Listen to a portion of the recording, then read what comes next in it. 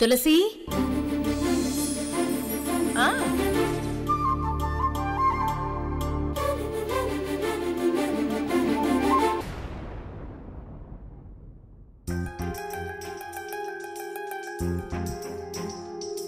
బుజ్జి కూరగాయలన్నీ తెచ్చావా? తాజా కూరగాయలక్క అన్ని తెచ్చాను. తూకంలో తేడా ఉన్నా పర్వాలేదు గాని అందులో పుచ్చులుంటే మాత్రం నీ తల పుచ్చకాయల పేలిపోతుంది. జాగ్రత్తగా స్కాన్ చేసి మరీ తీసుకొచ్చానక్క. పుచ్చులు అస్సలు ఉండవు. సరే సరే, తొందరగా కట్ చేయి, వంట మొదలు పెడదాం. అమ్మా అమ్మా అమ్మా అన్నయ్య ఏమైంది అన్నయ్య? అమ్మా ఏమైంది అన్నయ్య? ఏమైంది అన్నయ్య? విష్ణు ఏమైంది? పెద్దోడు పిలుస్తున్నాడు, నువ్వు కట్ చేసుకో, వంట మొదలు పెట్టు. ఏం జరగాలనైతే అమ్మ కోరుకుంటుందో అది జరిగేలా లేదు. అమ్మకి ఈ విషయం వెంటనే చెప్పాలి. అమ్మా అరే అమ్మా రే రే రే రే అమ్మా వస్తున్నాను రా. ఏంట్రా పెద్దోడా అంత గట్టిగా అరుస్తున్నావు? ఏమైంది? నా పెళ్లి సంగతి పక్కన పెట్టి మనం అనుకున్న ముహూర్తానికి ఈశ్వర్ పెళ్లి జరిపించమ్మా. అదేంట్రా, పెద్దోడిని నిన్ను పక్కన పెట్టి ఈశ్వర్ పెళ్లి ఎలా జరిపిస్తాను? మీ ఇద్దరు పెళ్లి జరిపిస్తానని చెప్పాను కదా, నా మీద నీకు నమ్మకం లేదా? మన నమ్మకాల మీద అన్ని పనులు జరగవమ్మా. ముఖ్యంగా నా పెళ్లి అయితే రేవతితో ఇప్పుడప్పుడే జరగదు. రే విష్ణు, నీకు అంత అనుమానం ఏంట్రా? అనుమానం కాదు నాన్న. ఇందాక శుభలేఖల గురించి మాట్లాడడానికి వెళ్తే రేవతి వాళ్ళ నాన్నగారు అవతలి వాళ్ళ విషయాల్లో మీ అమ్మ తలదూర్చేంత వరకు ఈ పెళ్లి జరగదు, ఇంకా సిగ్గు లేకుండా మా ఇంటికి రాకు అని అవమానించి నన్ను బయటికి గెంటేశారు. ఇంతకన్నా ఇంకేం అవమానం జరగాలి? రేవతితో నా పెళ్లి జరగదని చెప్పడానికి ఇంతకంటే సాక్ష్యం ఏం కావాలి? రే పెద్దోడా, నువ్వు తొందరపడి వాళ్ళ ఇంటికి వెళ్ళావురా. రేవతి వాళ్ళ నాన్నగారు మనల్ని అర్థం చేసుకోవట్లేదని తెలిసే నేను రేవతిని విడిగా కలిసి బతిమాలుకున్నాన్రా. వాళ్ళ నాన్నగారు నొప్పించే బాధ్యత రేవతికి అప్పగించాను. తప్పకుండా ఒప్పిస్తానని రేవతి నాకు మాట ఇచ్చిందిరా. ఎలాంటి తండ్రైనా కూతురు సంతోషమే కోరుకుంటాడు. ఆయన తప్పకుండా ఒప్పుకుంటారన్న నమ్మకం నాకుంది. ఒకే రోజు మీ పెళ్లిళ్లు జరుగుతాయి, ఇది నిజం, ఇది సత్యం. ఇంక ఈ విషయంలో దయచేసి ఎలాంటి భయాలు అనుమానాలు పెట్టుకోవద్దు. మీ ఇద్దరి పెళ్లిళ్లు మనం అనుకున్న కళ్యాణ మండపంలో అనుకున్న ముహూర్తానికే ఎలాంటి ఆటంకం లేకుండా జరుగుతాయి. నన్ను నమ్మండి.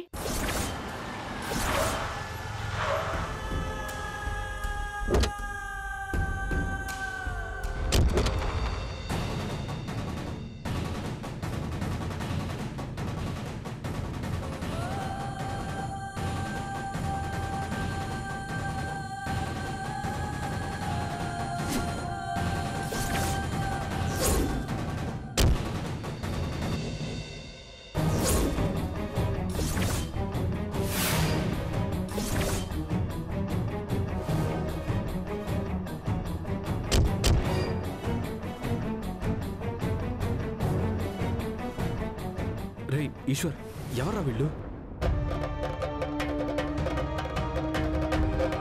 ఈ మనిషి చావు కారణమైన వాళ్ళని అస్సలు వదిలిపెట్టకూడదు. ఇప్పుడే వెళ్ళి పోలీస్ కంప్లైంట్ ఇవ్వాలి. రామ్మా, లెట్స్ గో.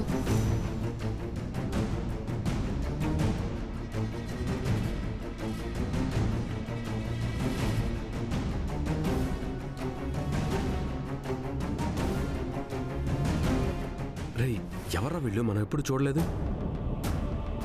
నమస్తే ఆంటీ. నమస్తే అంకుల్. నమస్తే అమ్మా. హాయ్. హాయ్. నా ఇంటికి ఎందుకు వచ్చారు? వచ్చే 15వ తారీఖు నా పెళ్ళ ఆంటీ. నా కాబోయే భర్త ఎవరనుకున్నారు? తనే యువాన్. మేమిద్దరం ప్రాణంగా ప్రేమించుకున్నాం.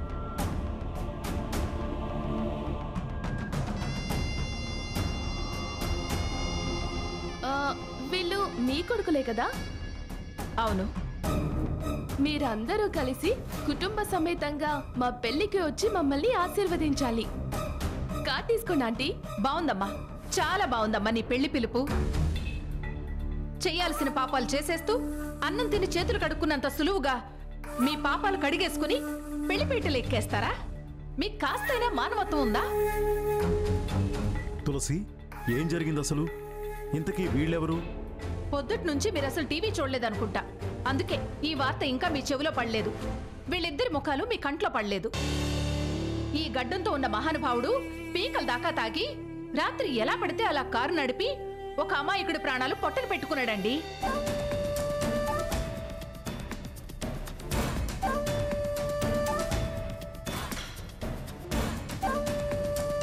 రోడ్డు పక్కన కాయ కష్టంతో కూరగాయలు అమ్ముకుని పొట్టబోసుకునే కుటుంబం ఈ మనిషి నిర్లక్ష్యం వల్ల రోడ్డున పడింది. కుటుంబానికి దిక్కు మొక్కైన మనిషి పోయాడు.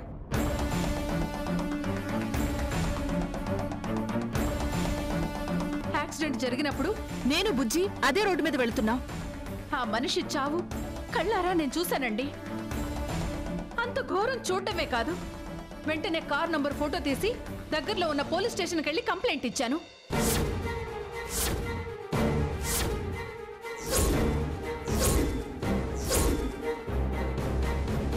అన్నయ్య, ఈసారి అమ్మ క్రైమ్ కేసులోనే తలదూర్చింది. ఇలాంటివన్నీ వద్దని చెప్పినా అమ్మ వినదు కదా. ఏంటో అన్నయ్య, కంప్లైంట్ ఇచ్చాక ఇంకా పోలీసులు ఊరుకుంటారా? కార్ సీజ్ చేస్తుంటారు. వీళ్ళింటికి వెళ్ళి విచారణ స్టార్ట్ చేస్తుంటారు. కంప్లైంట్ ఇచ్చింది నేనే అని తెలుసుకుని ఇప్పుడు మన ఇంటికి వచ్చారు. ఆంటీ, కేస్ ఫైల్ అవ్వటం, ర్యాపిడ్ స్పీడ్ లో కోర్టుకు వెళ్ళటం కూడా జరిగిపోయింది. వెళ్ళదా మరి? తప్పు చేసిన ఇతనికి శిక్ష పడాలి. అప్పుడే కదా బుద్ధొస్తుంది. ఒక ప్రాణం విలువ, ఒక కుటుంబం కష్టం విలువ ఇతనికి తెలిసొస్తాయి. శిక్ష దాకా వెళ్ళకూడదనే కదా మేము మీ ఇంటి గుమ్మం తొక్కాం. దయచేసి ఆ కుటుంబం గురించి కాకుండా రేపటి మా భవిష్యత్తు గురించి ఆలోచించండి. యువన్ నాకెంత ప్రాణమంటే తను లేని జీవితాన్ని నేను అస్సలు ఊహించుకోలేను. తను లేకుండా నేను అస్సలు బతకలేను. ఇప్పుడు మా పెళ్లి, మా ఫ్యూచర్ అంతా మీ చేతుల్లో ఉంది. అలా అని మీరు మాకు హెల్ప్ ఫ్రీగా చేయాల్సిన అవసరం లేదు. అంటే నేను మీకు 25 lakhs ఇస్తాను.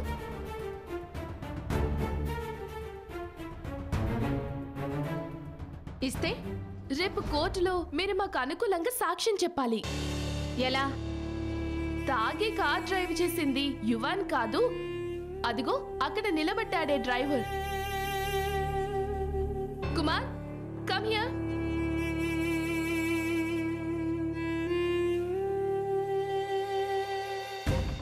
చెప్పండి మేడం. ఇతనే మా డ్రైవర్. తనే తాగి కార్ నడిపినట్టు, ఆ యాక్సిడెంట్ చేసినట్టు చెప్పాలి. తను అవునని జడ్జి ముందు ఒప్పుకుంటాడు. వీడు మా కోసం ఏం చేయమన్నా చేస్తాడు. అలాగా? చాలా బాగుంది. అంటే మీ ఇద్దరి పెళ్లి జరగడం కోసం, మీ భవిష్యత్తు పాడవకుండా ఉండడం కోసం కార్ నడిపింది నువ్వు కాదు ఇతను అని చెప్పాలి. అంతేనా? అంతే ఆంటీ. ఇదే మీరు మాకు చేసే చాలా పెద్ద హెల్ప్. అయితే 25 లక్షలు నాకెక్కడ సరిపోతాయి? ఇంకో 25 లక్షలు కలిపి 50 లక్షలు ఇస్తే అప్పుడు ఆలోచిస్తాను.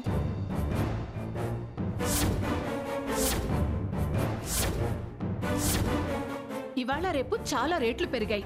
ఒక సాక్ష్యం ఖరీదును మీరు మరీ అంత చీప్గా చూడకండి. 50 లక్షలైతే నాకెలాంటి అభ్యంతరం లేదు. అమ్మా, నువ్వు ఇలా డబ్బు తీసుకోవడమా? వాళ్ళకి అనుకూలంగా సాక్ష్యం చెప్తావా? అది కూడా అబద్ధం చెప్పడమా? రే, మీరు ఆగండ్రా. ఇంతకీ క్యాష్ ఇస్తున్నారా, చెక్ ఇస్తున్నారా, లేదంటే ఇప్పుడే అకౌంట్ ట్రాన్స్ఫర్ చేస్తున్నారా? మీ ఇష్టం. చాలా చాలా థ్యాంక్స్ ఆంటీ. ఇప్పుడే చెక్ రాసిస్తాను. కుమార్, మేడం. కార్లో చెక్ బుక్ ఉంది, వెళ్ళి తీసుకురా. అలాగే మేడం.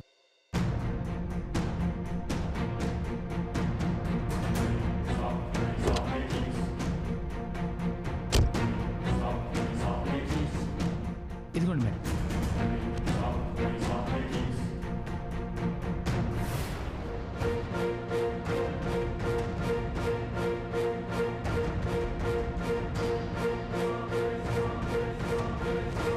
వెంటనే మీకు క్రెడిట్ అయిపోతుంది, తీసుకోండి. Thank you. మీ గురించి చాలానే విన్నాం. మనీ అనేసరికి ఇలా ఒప్పేసుకుంటారని అస్సలు ఎక్స్పెక్ట్ చేయలేదు. ఎనీహౌ, ఒప్పుకున్నారు, అది చాలు. Yuvan, problem solve. నువ్వు 50 లక్షలు ఇచ్చి యాక్సిడెంట్ చేసింది నీ ప్రియుడు, నీ కాబోయే భర్త యువన్ కాదు, ఈ డ్రైవర్ అని చెప్పమంటే నేనెందుకు చెప్పను నందిని? మీరన్నట్టే చెప్తాను. నేను కళ్ళారా చూసింది నిజమే అయినా అబద్ధమే చెప్తాను. చాలా థ్యాంక్స్. ఆంటీ రేపు కోర్టులో మీట్ అవుదాం. బాయ్. అలాగే అలాగే. Bye bye. Yuvan let's go.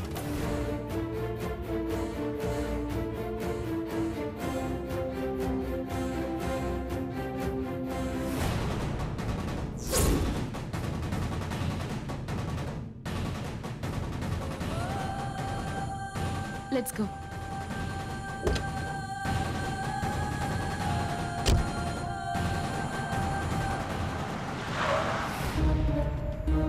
Tulasi ఏంటి వింత? అయ్యయ్యయ్యయ్యయ్యో, నిజాయితీలో అమ్మెప్పుడు సత్యహరిశ్చంద్రుడి చెల్లెలని మనం గొప్పగా అనుకుంటుంటే రేపు అబద్ధం చెప్పబోవటం ఏంటో మిరాకిల్గా ఉంది.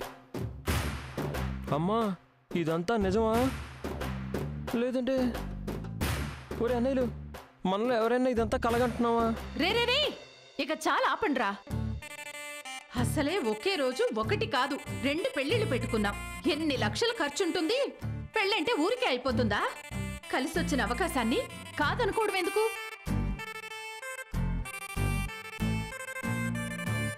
రే అమ్మ ఇన్నాళ్ళకి మారిందిరా.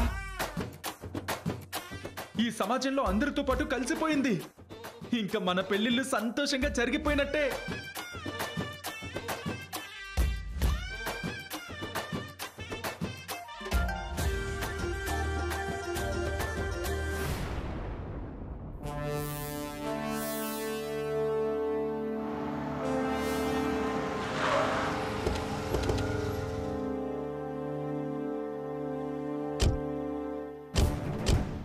నమస్తే మేడం. నమస్తే లాయర్ గారు. ఇంకో 10 నిమిషాల్లో కేసు విచారణ మొదలవుతుంది. ఈ కేసులో కీలక వ్యక్తి ఐ విట్నెస్ ఇంకా రాలేదేంటి? ఈ పాటికి ఆమె వచ్చుండాలే. ఖచ్చితంగా వస్తుంది లాయర్ గారు. తనకి ముట్ట చెప్పిన అమౌంట్ చిన్న అమౌంట్ కాదు కదా. మీరు బాగా మేనేజ్ చేసినట్టున్నారు కదా, రాకుండా ఎక్కడికి పోతుందిలే.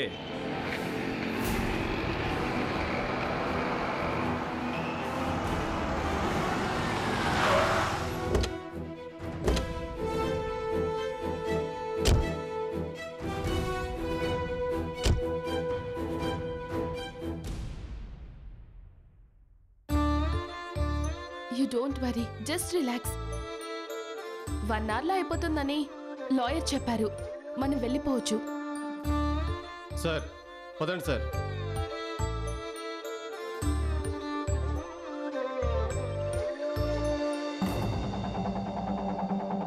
ఏంటండి ఇది? ఛీ! ఆ తులసమ్మ అంటేనే నిప్పు. ఆవిడ అబద్ధం చెప్తుందంటావా? ఇప్పుడు నీకేం కావాలి? యువన్ జైలుకి వెళ్ళాలా? నందినితో పెళ్లి జరగాల? ఒక్క మాట అనకూడదు కదా, పొడుచుకొస్తుంది. రానివ్వండి చూద్దాం. ఈ క్యాటరింగ్ తులసమ్మ వీడియోలు నేను కూడా చూస్తుంటాను. అది ఎలాంటి సమస్య అయినా తను నోరేసుకుని పడిందంటే అక్కడ న్యాయం జరగాల్సిందే.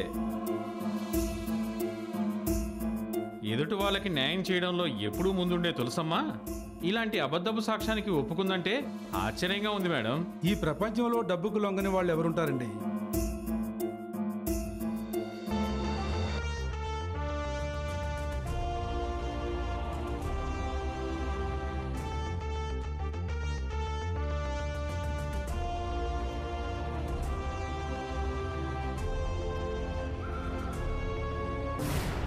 Hi aunty. హాయ్ అమ్మా. మీకోసమే ఎదురు చూస్తున్నాను. నా మీద మీ కుటుంబానికి ఎంత ప్రేమో. కుటుంబ సమేతంగా వచ్చారు. మేమంతేనమ్మా. మంచైనా చెడైనా ఇలా రావడం మాకు బాగా అలవాటు అనుకో. కోర్టులు పోలీస్ స్టేషన్లంటే మాకు భయం. మా తులసికి ఏం జరుగుతోందన్న భయంతోనే మేమందరం వచ్చాం. అదీ కాక అమ్మ చెప్పబోయే మొదటి అబద్ధం ఇదే. భలే వారంకుల్. సాక్ష్యం చెప్పడానికి వచ్చిన ఆంటీకి ఏం కాదు. ఇక్కడ పోలీసులుంటారు అన్నట్టు ఆంటీకి ఇక్కడ శత్రువులు కూడా ఎవరు లేరు. బాగా చెప్పారు మేడం. అన్నట్టు తులసమ్మ, కోర్టు లోపల విచారణ మొదలయ్యాక ఒక్కొక్కరిని పిలుస్తారు. ఐ విట్నెస్కి నేను పిలిచినప్పుడు వెళ్ళి బోనులో నిలబడి జడ్జి గారు అడిగిన దానికి సమాధానం చెప్పాలి. అలాగే సార్. నీ పేరేంటి, ఏం చేస్తుంటావు, యాక్సిడెంట్ జరిగినప్పుడు ఆ సమయంలో నువ్వు అక్కడ ఎందుకున్నావని ఇలాంటి ప్రశ్నలు అడుగుతారు. మెడికల్ ఎమర్జెన్సీ మీద నువ్వు వెళ్తుండగా చూశానని చెప్పు. అది కూడా డ్రైవర్ కుమార్ కారు నడుపుతున్నట్టు స్పష్టంగా చూశానని చెప్పు. తరువాత సార్ సార్ సార్ సార్ ఏంటండి ఇది? మా ఇంటికొచ్చి మరి నందిని ఇదే చెప్పింది, మళ్ళీ మీరు పాఠం చెప్తున్నారేంటి? నా ఫార్మాలిటీస్ నాకుంటాయి. అయినా లాయర్ కంటే నువ్వే ఎక్కువ ఫీజు తీసుకున్నావు కదా, అలాగే చెప్తావులే. జడ్జి గారు వచ్చే టైం అయింది, పదండి. పదండి. పద రండి.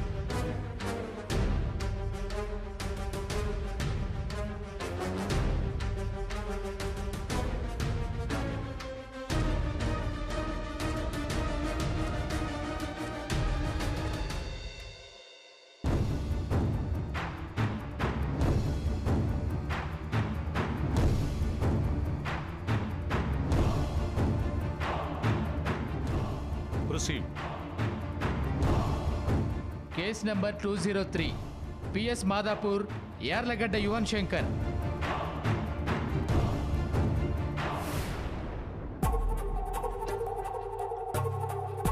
కేసు విచారణ మొదలు పెట్టచ్చు. Proceed. Thank you your honour. Court సమయాన్ని ఎక్కువ వృధా చేయకుండా ఈ కేసు తొందరగా క్లోజ్ అవ్వాలని కోరుకుంటున్నాను. బుధవారం రాత్రి 12:10 ప్రాంతంలో రోడ్డు నెంబర్ 10 మాదాపూర్ ప్రాంతంలో కారు యాక్సిడెంట్ వల్ల ఒక వ్యక్తి మరణించడం జరిగింది.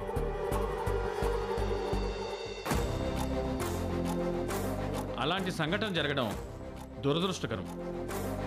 కారు ప్రమాదానికి కారణం కారు నడిపిన నా క్లయింట్ యార్లగడ్డ యువన్ శంకర్ అని, అతను తాగి మైకంలో కారు నడిపాడని పోలీసులు ఎఫ్ఐఆర్లో పేర్కొన్నారు. అది పూర్తిగా అవాస్తవం.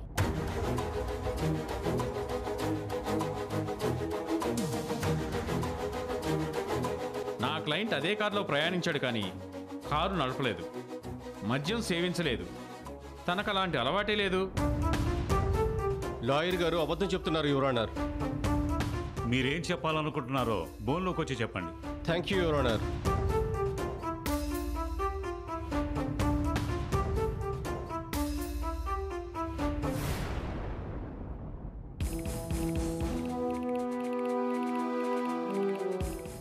సంఘటన జరిగిన ప్రదేశంలో తులసమ్మ అనే ఆవిడ ఉన్నారు.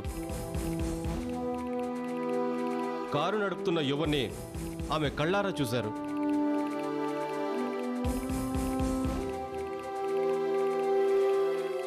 ప్రత్యక్ష సాక్షి వచ్చి అదే రాత్రి మాకు కంప్లైంట్ ఇవ్వడం జరిగింది. వెంటనే మేము యువన్ని అరెస్ట్ చేసి మేజిస్ట్రేట్ వారి ముందు ప్రొడ్యూస్ చేయడం జరిగింది.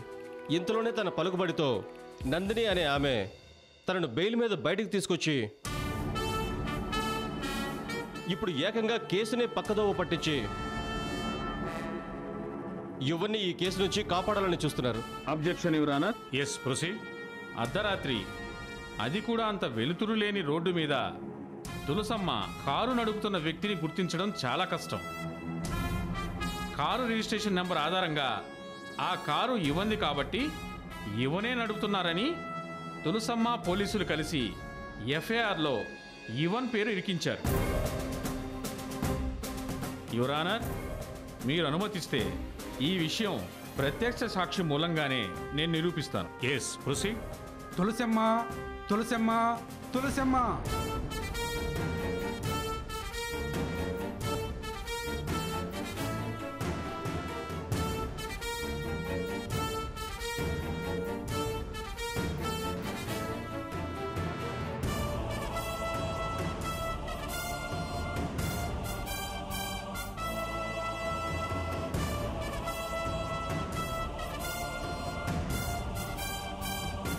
నమస్కారం అండి.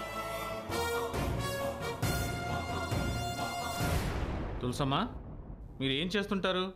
క్యాటరింగ్ సర్వీస్ చేస్తుంటానండి. తులసమ్మ క్యాటరింగ్ సర్వీస్ అంటే సిటీలో మాకు మంచి పేరుంది. మీ పేరు ప్రతిష్టల గురించి అడగట్లేదు. అడిగిన దానికి మాత్రమే సమాధానం చెప్పండి. క్షమించండి లాయర్ గారు, నా స్వభావమే అంత గలగలా మాట్లాడేస్తుంటాను. నాకు తెలియకుండానే ఎక్కువ మాట్లాడేస్తుంటాను. తప్పుగా తీసుకోకండి. ఎక్కువ మాట్లాడి విలువైన కోర్టు సమయాన్ని వృధా చేయకండి. అడిగిన దానికి మాత్రం సమాధానం చెప్పండి. అలాగే.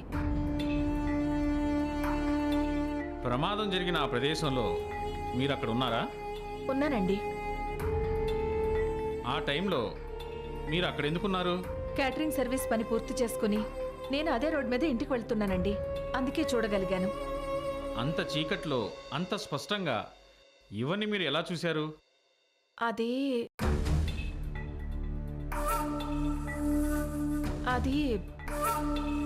మద్యం మత్తులో కారు నడిపి ఒక కుటుంబానికి పెద్ద దిక్కైన అమాయకుణ్ణి పొట్టన పెట్టుకుంది యువనే హంతకుడు, నేరస్తుడు. తులసి! ఆర్డర్ ఆర్డర్ ఆర్డర్ 6 ఏళ్ల కఠిన కారాగార శిక్ష విధించటమైనది.